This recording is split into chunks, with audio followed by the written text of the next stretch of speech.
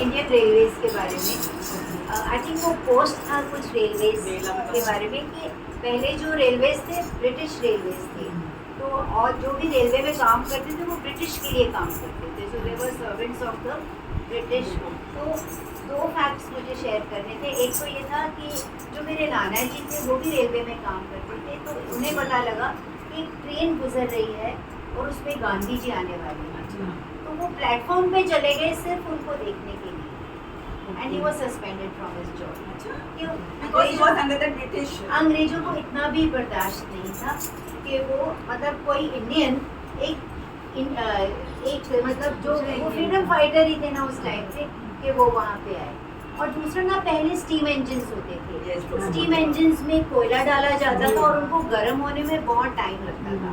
So you know like वो जब तक वो कोयला डालें, वो भट्टी जले, वो हीट पकड़े, स्टीम बने, and that used to power the engines. और ये एक रूल था कि जो इंजन ड्राइवर है वो इंजन के साथ होता था और जो गार्ड है वो लास्ट गार्ड वैन में होता था। ये दोनों पहले इंजन के पास खड़े रहते थे और फिर एक बार घड़ी मिलाते थे कि हमें इतनी देर में चलना है।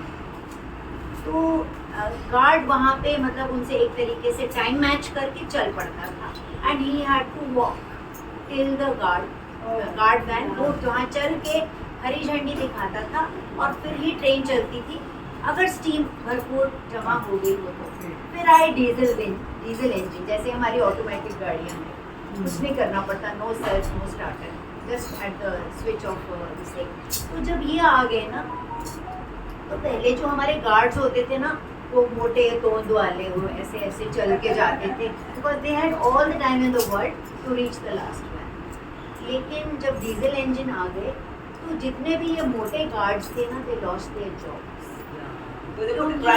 क्योंकि डीजल इंजन आने के बाद जब वो घड़ी मिला के चलता है इंजन से और जब तक वो पहुंचता है 4 मिनट का टाइम होता है।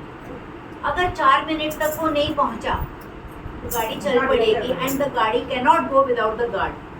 तो ही हैड ओनली 4 मिनट्स। तो 4 minutes is quite a lot. Not for 13 डब्बों की गाड़ी है, 15-17 it was not enough। अब देखो भीड़ वगैरह, and they have to be safe also ना। मोबाइल फोन तो नहीं थे कभी, ये इलेक्ट्रिक कॉलिंग भी नहीं थी, कुछ नहीं था। So all of them lost their jobs, and one of my mamas also lost his job.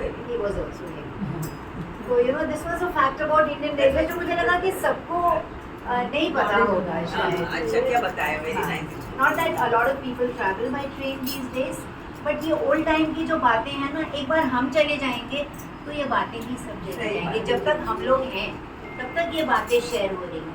तो आपको लगता है आपके बच्चों के पास ऐसा कुछ शेयर करने होगा? कुछ नहीं होगा। hungama.com होगा, voucher.com होगा, Instagram होगा। They will not have these things, and our elders had the time, and we had the years to listen to them. वो बोलते थे और हम सुनते थे। आज हम बात करने की कोशिश करते हैं, बच्चों के पास टाइम नहीं है, they don't have the time। जो फोन है उनका अटेंशन और उनकी लाइफ को पूरा सक करके बैठा है वो। फिर वो मैं देखती हूँ कि मैं कोई बात करने की कोशिश करती हूँ, I cannot complete a conversation with each other। किसी को टाइम नहीं, क्योंकि या तो उनका फोन बच जाएगा या वो टूटा हो जाएगी, उसमें देखने लग जाएंगे और बातें बीच में रह जाएंगी। So it was just something Neelam inspired by your post, first on the army and then on the other thing। Army के भी बहुत किस्से हैं। एक और शिवाजी महाराज का भी बताया। शिवाजी से बोलते हैं ना, आजकल मोबाइल है यहाँ से वहाँ, लेकिन शिवाजी महाराज का जब था ना, जब अफजल खान को मारने गए शिवाजी महाराज, उन्होंने बोला था जब चीख आएगी तो जैसे चीख आएगी एक सिटी बजाएगा, एक सिटी की आवाज़ अगर उधर जाएगी ना तो पूरा आर्मी अटैक करेगी। तो अफजल खान को जैसे मारा, उसकी चीख आई, उसकी चीख आई तो एक ने सिटी बजाई, एक ने सिटी बजाई तो उधर जो आर्मी थी मूवीज तो बोलते पूरा 4 सेकेंड लगा। आजकल तुम्हारा मोबाइल भी इतना कितने होशियार थे शिवाजी। माउंटेन वॉरफेयर उसी को बोलते थे ना, जिसमें वो लोग ट्रेन